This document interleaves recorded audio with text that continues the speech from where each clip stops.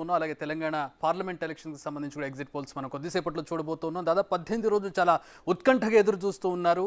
ఇది ఆల్మోస్ట్ యాక్యురేట్గా ఉంటాయి. అంటే ఎలక్షన్కి ముందు చేసేటటువంటి సర్వే కాస్త యాక్యురసీగా ఉంటుంది. బట్ ఎగ్జిట్ పోల్స్ దాదాపుగా యాక్చువల్ రిజల్ట్కి దగ్గరగా ఉంటాయి. కాబట్టి ఎగ్జిట్ పోల్స్ ఎప్పుడెప్పుడు వస్తాయని ఎదురు చూస్తున్నారు. 18 రోజుల నుంచి ఎప్పుడు లేనంత ఉత్కంఠ మనకి ప్రజల్లో కనపడుతుంది. So big TV exclusive exit poll సర్వేతో ప్రస్తుతం మీ ముందుంది. మరి కొద్దిసేపట్లో నేను అవి రివీల్ చేయబోతున్నాను. అండ్ ఈ డేటాకి సంబంధించి విశ్లేషణ అందించడానికి, అప్డేట్స్ అందించడానికి మనతో పాటు big TV executive editor Ashok Vemulapalli ఉన్నారు. అశోక్, వెల్కమ్. సో మనం చాలా మనం కూడా చెప్పడానికి చాలా క్యూరియస్గా ఉన్నాం. మనకి ఎలక్షన్ కమిషన్ లిమిటేషన్స్ తోటి మనం చెప్పలేకపోతున్నాను, కానీ ప్రజలు ఎంత ఉత్కంఠగా ఎదురు చూస్తున్నాం మనం కూడా అంతే చూస్తున్నాం. రైట్, ముందుగా మనం తెలంగాణ పార్లమెంట్కి సంబంధించి ఏ విధంగా ఉందో చూడబోతూ ఉన్నాం. రైట్, ఒకసారి వీడియో వాల్ మీద మనం ప్రజెంట్ చేసే ప్రయత్నం చేద్దాం. తెలంగాణ పార్లమెంట్ సెగ్మెంట్స్ వైజ్గా అండ్ ఎన్ని వస్తాయి, ఏ పార్టీకి ఎన్ని రాబోతున్నాయని చూడబోతున్నాం. ఓవరాల్గా చూసినట్లయితే కాంగ్రెస్కి 8 నుంచి 9 రాబోతున్నాయి, బీజేపీకి 6 నుంచి 7 రాబోతున్నాయి, ఎంఐఎం యాజ్ యూజువల్ 1 ఖచ్చితంగా కొట్టబోతున్నట్టుగా మనకి ఎగ్జిట్ పోల్ సర్వేలో తెలుస్తుంది. సో కాంగ్రెస్ లీడ్లో కనపడుతుంది 8 నుంచి 9, బీజేపీకి 6 నుంచి 7. కానీ ఇక్కడ ప్రత్యేకంగా మనం గమనించాల్సింది బీఆర్ఎస్కి ఒక్క సీటు కూడా వచ్చే అవకాశం ఇక్కడ కనబడడం లేదు ఈ పార్లమెంట్ ఎలక్షన్స్లో ఈసారి. అది exit poll survey, big TV exit poll survey చెప్తుంది. అశోక్, ఎట్లా చూడవచ్చు మనం? ఎగ్జాక్ట్లీ మీరు చెప్పినట్టే బిగ్ టీవీ గతంలో అంటే తెలంగాణ అసెంబ్లీ ఎన్నికల టైంలో బిఫోర్ మనం పందికోళ్ళ పేరుతో సర్వే ప్రతి కాన్స్టిట్యున్సీలు ఎవరు గెలవబోతున్నారు అనేది ముందు ఎక్స్ప్లెయిన్ చేసాం. సో అది ఎగ్జాక్ట్గా మనం ఇచ్చిన ఇన్ని సీట్లు కాంగ్రెస్కి రావచ్చు, కాంగ్రెస్ అధికారంలోకి వస్తుంది అని అప్పుడు బిఫోర్ చెప్పాం సర్వే. తర్వాత ఎగ్జిట్ పోల్స్ చెప్పాం. ఎగ్జిట్ పోల్స్ కూడా మనం ఇచ్చిన రిపోర్ట్ ప్రకారం ఒక 2-3 సీట్లు అటు ఇటుగా కాంగ్రెస్ పార్టీ అధికారం చేపడుతుందని ఇచ్చాం. అన్ని సీట్లు బిగ్ టీవీ చెప్పినట్టుగానే వచ్చాయి. ఎందుకంటే అంత కరెక్ట్గా, ఆల్మోస్ట్ ఖచ్చితత్వంతో, అంత పక్కాగా మనకున్న ఒక ఎక్స్పీరియన్స్డ్ టీంతో ఈ సర్వే అంతా కూడా చేయించాం. ఎగ్జిట్ పోల్స్ కూడా అదే క్రమంలో చెప్తున్నాం. ఇప్పుడు మీరు చెప్పారు కాంగ్రెస్కి 8 నుంచి 9 అని. యాక్చువల్లీ కాంగ్రెస్ పార్టీ శ్రేణులకు కొంత నిరుత్సాహపరిచే అంశమే. మీరు చెప్పినట్టుగా 8-9 సీట్లు రావటం అనేది ఒక సెక్టార్ అంతా హ్యాపీగా ఉండొచ్చు, కానీ మిగిలిన సెక్టార్ అంతా ఏంటంటే డబుల్ డిజిట్, అంటే కనీసం 11-12 సీట్లు వస్తాయని వాళ్ళంతా కూడా ఎక్స్పెక్ట్ చేస్తున్నారు. సీఎం రేవంత్ రెడ్డికి చాలా ఛాలెంజింగ్ ఇష్యూ. కనీసం డబుల్ డిజిట్ అనేది ఈసారి చూపించాలైన ప్రెస్టేజ్ ఇష్యూ కాబట్టి వస్తాయని ఎక్స్పెక్ట్ చేస్తున్నారు. కానీ ఇప్పుడు బిగ్ టీవీ ఇప్పుడు మీరు చెప్తున్న ప్రకారం ఇచ్చిన ఎగ్జిట్ పోల్స్లో 8 to 9 అంటే కాస్త వాళ్ళు ఎక్స్పెక్ట్ చేసిన దానికంటే, ఆశించిన దానికంటే 2-3 సీట్లు తక్కువ అని చెప్పాల్సి ఉంటుంది. బీజేపీ ఎక్స్పెక్టెడ్, యాక్చువల్లీ బీజేపీ కనీసం 6-7 సీట్లు వస్తాయని, 5-6 సీట్లు రావచ్చు అని మొదటి నుంచి కూడా అన్నారు. సో అదే క్రమంలో షాకింగ్ ఏంటంటే బీఆర్ఎస్కి 0 వచ్చింది. వాస్తవానికి బీఆర్ఎస్ మిగిలిన అన్ని చోట్ల కూడా సీట్లు రావని మొదటి నుంచి కూడా చెప్తున్నారు. కానీ మెదక్ పార్లమెంట్ నుంచి ఒక్క సీటు, అది కూడా మెదక్ పార్లమెంట్ సీటు ఖచ్చితంగా గెలిచే అవకాశం ఉంటుందని గతం ఇంతకుముందు మనం పందెం కోడి చేసినప్పుడు కూడా టఫ్గా ఉంది కొంత. బీజేపీ, కాంగ్రెస్ అండ్ బీఆర్ఎస్కి మధ్య టఫ్గా ఉంది. అల్టిమేట్గా ఏంటంటే అక్కడున్న అటు హరీష్ రావు ఎఫెక్ట్ కావచ్చు, అటు అదే మెదక్ జిల్లాలో కేసీఆర్ ఎఫెక్ట్ కావచ్చు, వీటన్నిటి నేపథ్యంలో బీఆర్ఎస్కి ఆ మెదక్ ఎంపీ స్థానం వచ్చే అవకాశం ఉంటుంది అనుకుంటే ఇప్పుడు వచ్చిన ఎగ్జిట్ పోల్స్లో అది కూడా రావట్లేదు అనేది తెలియదు. బహుశా అది బీజేపీకి వెళ్ళి ఉండొచ్చు ఏమోనని అనుకుంటున్నాను. ఎందుకంటే బీజేపీకి మనం ఐటమైజ్డ్గా వెళ్దాము, ఒక్కొక్క నియోజకవర్గానికి సంబంధించి, పార్లమెంట్ నియోజకవర్గానికి సంబంధించి మాట్లాడుకుందాం. బీజేపీకి ఎక్కడెక్కడ రాబోతుంది, కాంగ్రెస్కి ఎక్కడెక్కడ రాబోతుందని మనం ఒకసారి గ్రాఫికల్ రిప్రజెంటేషన్లో చూద్దాం.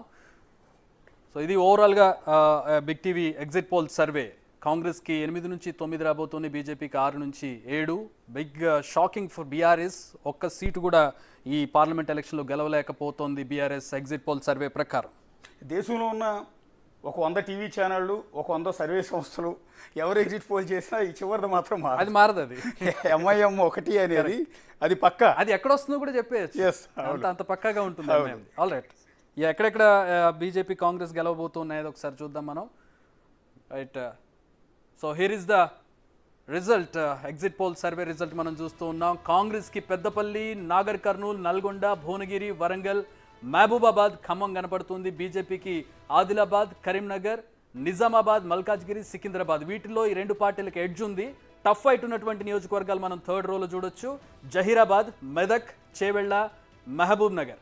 సో ఈ 4 ప్రాంతాల్లో మనకి టఫ్ ఫైట్ కనపడుతుంది. మెదక్ ఎక్కడైతే బీఆర్ఎస్ పక్కా అని అనుకుంటుందో ఆ మెదక్ దగ్గర టఫ్ ఫైట్ కనపడుతుంది, అక్కడ ఎడ్జ్ మాత్రం బీజేపీకి కనపడుతుంది ఇందాక మీరు చెప్పినట్లుగా. సో ముందుగా దాని గురించి మాట్లాడుకుంది, ఎందుకంటే ఎక్స్ పవర్లో ఉన్నటువంటి ప్రధాన ప్రతిపక్షంలో ఉన్నటువంటి బీఆర్ఎస్, స్థానికంగా చాలా బలంగా ఉన్నటువంటి బీఆర్ఎస్ మెదక్లో వాళ్ళ కంచుకోవడానికి ఉన్నటువంటి ప్రాంతంలో కూడా ఓడిపోయేటటువంటి పరిస్థితికి వచ్చింది. సో ముందుగా ఒక్క నియోజకవర్గం గురించి మాట్లాడుకుని మిగతా వాటికి వెళ్దాం. ఆల్రెడీ అసెంబ్లీ ఎన్నికల్లో అధికారం కోల్పోయింది బీఆర్ఎస్. కనీసం ఎంపీ స్థానాల్లో 1-2 సీట్లన్నా వస్తాయని వాళ్ళు ఎక్స్పెక్ట్ చేశారు. అది అసలు షాకింగ్. అది కనీసం ఆఖరికి కేసీఆర్, హరీష్ రావు లాంటి బలమైన నేతలు ఉన్న ఆ జిల్లాలో అయినా మెదక్ ఎంపీ స్థానం అయినా గెలుస్తుందని ఎక్స్పెక్ట్ చేశారు. ఇప్పుడు అది కూడా రావట్లేదు. ఏంటి అక్కడ క్యాండిడేట్ బ్యాక్ అనుకోవచ్చా, అక్కడ వాళ్ళకి మైనస్ అయింది అనుకోవచ్చా? క్యాండిడేట్ బ్యాక్ అని చెప్పడానికి వీలేదు, పార్టీ వీక్ అయిందని చెప్పాల్సి ఉంటుంది. ఇప్పుడు లాస్ట్ అసెంబ్లీ ఎన్నికల్లో మీరు ఎంటైర్ చూసుకుంటే ఒక్క హైదరాబాద్ తప్ప, ఒక్క హైదరాబాద్ సిటీ ఈ జోన్ తప్ప, హైదరాబాద్ రంగారెడ్డి జోన్ తప్ప ఎంటైర్ రూరల్ మొత్తం అన్ని జిల్లాలు కాంగ్రెస్ పార్టీ తుడిచేసింది. కరెక్ట్. సో అందువల్ల బీఆర్ఎస్ పార్టీ రూరల్లో ఉన్న అన్ని జిల్లాల్లో దెబ్బతింది. కొన్ని జిల్లాల్లో అయితే 70,000, 80,000 మెజార్టీ వచ్చిన పరిస్థితి ఉంటుంది. సో ఈ నేపథ్యంలో అదే కోణంలో ఇప్పుడు మెదక్ కూడా, ఇప్పుడు మిగిలిన జిల్లాల్లో ఉన్న ఎంపీ స్థానాల్లో, పార్లమెంటు స్థానాల్లో ఏ ఒక్కటి కూడా బీఆర్ఎస్ దగ్గరలోకి కూడా రావట్లేదు. అందువల్ల పార్టీ వీక్ అనేది కేడర్ అసెంబ్లీ ఎన్నికలు ఎప్పుడైతే అధికారం కోల్పోయిందో ఆటోమేటిక్గా కేడర్లో నిరుత్సాహం వచ్చేస్తుంది.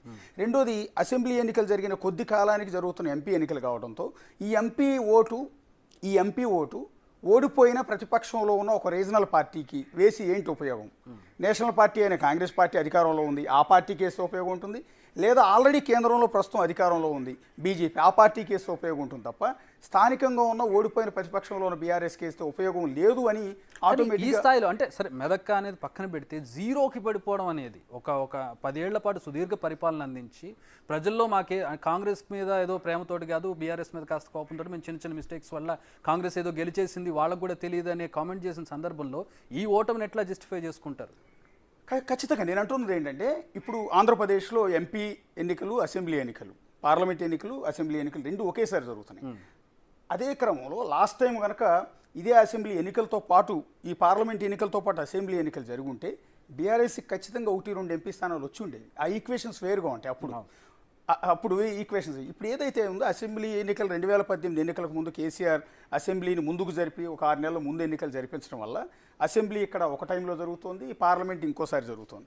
ఆ జరుగుతున్న ఎఫెక్ట్లో ఆల్రెడీ మొన్న ఘోరమైన ఓటమి బీఆర్ఎస్కి, ఘోరమైన ఓటమి తర్వాత కూడా ఆ గెలిచిన ఎమ్మెల్యేలో చాలా మంది కాంగ్రెస్ వైపు వెళ్ళిపోతున్నారు. ఇప్పటికే 5-6 ఎమ్మెల్యేలు వెళ్ళిపోయారు, ఇంకో 10-15 మంది రెడీగా ఉన్నారు. రేపొద్దున మీరు చెప్తున్నారు ఇప్పుడు ఎంపీ ఎన్నికల రిజల్ట్ తర్వాత ఇంకా చాలా మంది ఎమ్మెల్యేలు వెళ్ళిపోతారు. దాంతో పార్టీ ఆటోమేటిక్గా 10 ఏళ్ల పాటు పరిపాలించిన పార్టీ ప్రజలకు దూరం అయింది, ప్రజలతో కలవలేదన్న అపవాదు వేసుకున్న ఆ పార్టీ కేడర్ నిరుత్సాహం వచ్చేస్తుంది. ఆటోమేటిక్గా పార్టీ చిన్నాభిన్నం అవుతుంది, వీకెన్ అవుతుంది.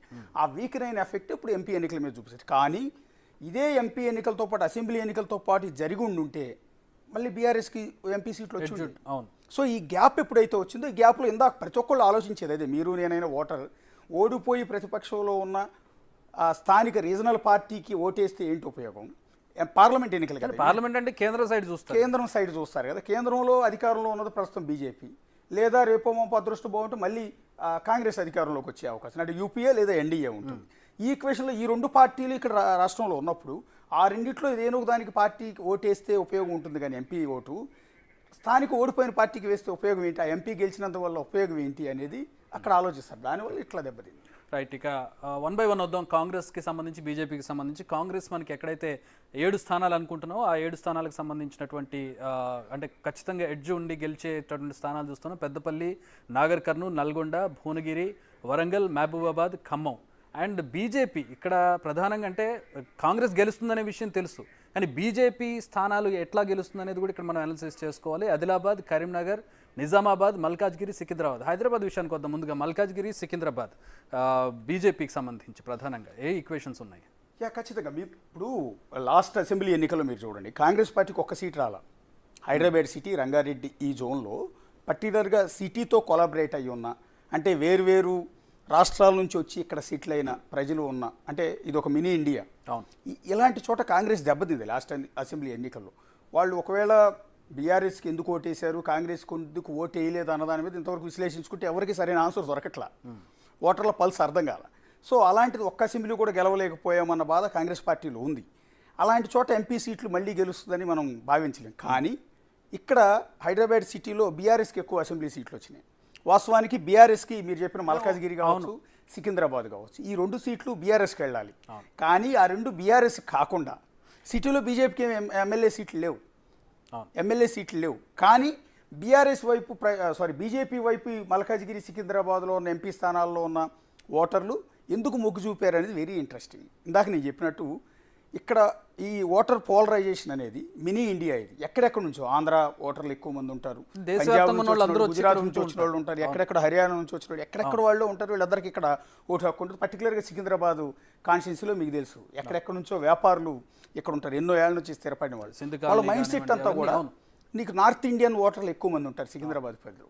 నార్త్ ఇండియన్ ఓటర్ల మైండ్ సెట్ ఆటోమేటిక్గా బీజేపీ వైపు, సెంట్రల్ అధికారంలో ఉన్న పార్టీ వైపు మొగ్గు చూపే అవకాశాలు చాలా ఎక్కువగా ఉంటాయి. అందువల్ల కాంగ్రెస్ పార్టీ కూడా సికింద్రాబాద్ వైపు పెద్దగా ఆశలు పెట్టుకున్నట్టు అనిపిస్తుంది. అక్కడ దానం నాగేందర్ని బరిలో దింపారు. ఇక్కడ ఆల్రెడీ బీఆర్ఎస్ నుంచి గెలిచిన ఎమ్మెల్యేని కాదని మళ్ళీ అక్కడ తీసుకెళ్ళి ఎంపీగా పోటీ చేస్తున్నారు. ఆ ఈక్వేషన్ మనకు అర్థం కాలేదు. కానీ సికింద్రాబాద్లో ఉన్న నార్త్ ఇండియన్ ఓటర్స్ కావచ్చు, వేరే సెటిలర్స్ కావచ్చు, మొత్తం ఓట్లు బీజేపీ వైపు, కేంద్రంలో 2 సార్లు అధికారంలో ఉన్న పార్టీ మళ్ళీ వస్తుందా అని వాళ్ళు ప్రచారం చేసుకుంటూ ఉన్నారు. సో అలాంటి పార్టీ వైపు వాళ్ళు ఆటోమేటిక్గా ఇంట్రెస్ట్ చూపిస్తారు. సికింద్రాబాద్కి మనం కొంచెం చెప్పొచ్చు, కానీ మల్కాజ్గిరి విషయానికి వచ్చినట్లయితే అక్కడ మల్లారెడ్డి అల్లుడిని అనుకున్నారు. మల్లారెడ్డికి సంబంధించి మంచి కోటరీ ఉంది. అక్కడ ఆయన చాలా బేస్ ఏర్పాటు చేసుకున్నాడు. గతంలో బీఆర్ఎస్ అధికారంలో ఉన్నప్పుడు చాలా పనులు చేసినటువంటి పరిస్థితి. ఆ మల్కాజ్గిరిలో ఆయన రీసెంట్గా చూసాం మనం, మీరే గెలవబోతున్నారన్న అని ఆలింగనం చేసుకుని మరి ఈటల రాజేందర్కి కంగ్రాచులేషన్ చెప్పినటువంటి పరిస్థితి. అదే నిజమైంది. ఎట్లా చూడాలి ఇక్కడ బీఆర్ఎస్ బీజేపీ ఆటకు సంబంధించి?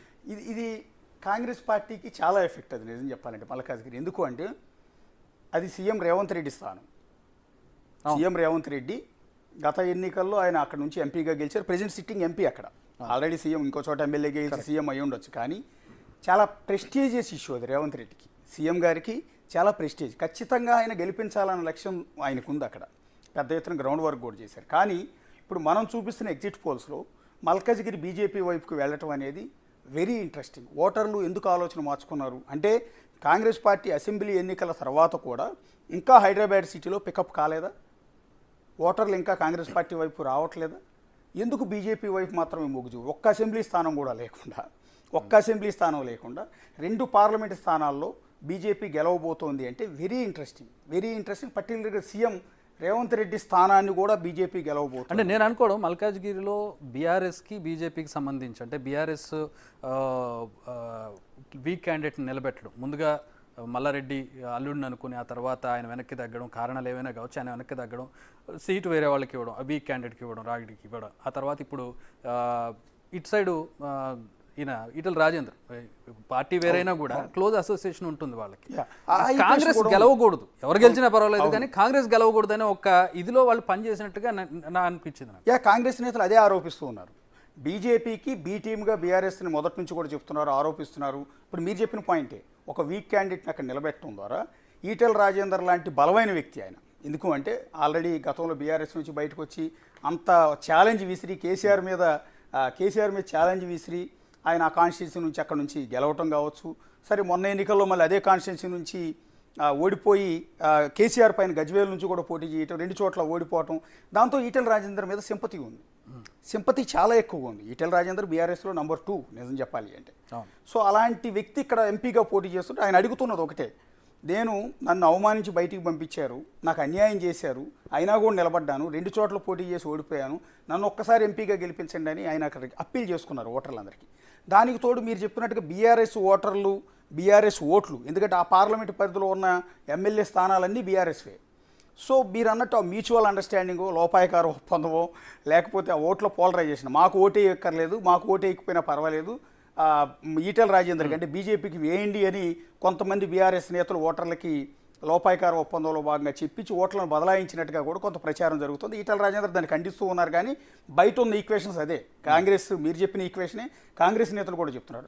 ఆ రకంగా ఓట్లు బదలాయింపు అంటే కాంగ్రెస్ పార్టీని ఎట్టి పరిస్థితులు ఓడించకూడదు, పైగా రేవంత్ రెడ్డి స్థానం కాబట్టి, రేవంత్ రెడ్డి ఎంపీగా గెలిచిన స్థానం కాబట్టి ఈ స్థానం నుంచి కనుక కాంగ్రెస్ లూజ్ అయితే రేవంత్ రెడ్డిని వీకెండ్ చేయొచ్చు అని 2 పార్టీలు అనుకుని కూడా ఈ రకంగా దెబ్బేసుకుంటారు. రాజకీయాల్లో ఏదైనా సాధ్యం. మనం గెలవనప్పుడు నాకు దక్కంది ఇంకెవరికి దక్కకూడదు. అదే ఇక్కడ ఈక్వేషన్ ఏంటంటే కాంగ్రెస్ గెలవకూడదు, ఈటల రాజేందర్ మనవాడే, అవును, ప్లస్ దానికి తగ్గట్టుగా ఒక ఫ్రెండ్లీ నేచర్ ఉంది మా మధ్యలో అని చెప్పడానికి మల్లారెడ్డి ఆయన ఆలింగనం చేసుకుని మీరే గెలవబోతున్నారు. ముందు ఎట్లా చెప్తాడు? పార్టీ మాజీ అభ్యర్థి అక్కడ మంత్రి. పోటీ చేస్తుంటే ఈ నెల ఇంకొకరికి మీరే గెలవబోతున్నారని ఎట్లా చెప్తాడు ఎలక్షన్ కు ముందు? ముందే సిగ్నల్ ఇవ్వటం ద్వారా, ముందే ఆ మాట అనటం ద్వారా అది విపరీతమైన వైరల్ అయింది. మల్లారెడ్డి అన్న మాట, అన్న నువ్వే గెలుస్తున్నావు అన్నమాట. సో అక్కడే రెండు పార్టీల మధ్య ఆ కొలాబరేషన్ ఉంది అనేది ఇప్పటికీ విపరీతమైన ప్రచారం జరుగుతుంది. రేపు పొద్దున మనం అనుకున్నట్టు మన ఎగ్జిట్ పోల్స్లో వచ్చినట్టు మల్కాజ్గిరి కనుక బీజేపీ గెలిస్తే క్లియర్గా అందరికీ అర్థమైపోతూ ఉంటుంది. ఓట్ షేర్ కూడా మనకు తెలుస్తుంది, అప్పుడు ఓట్ షేర్ కూడా వస్తుంది కాబట్టి. రైట్, ఆదిలాబాద్, కరీంనగర్, నిజామాబాద్. కరీంనగర్ కొంచెం బీజేపీకి ఎడ్జ్ ఉంది. ఆదిలాబాద్ కూడా మనకి మహారాష్ట్ర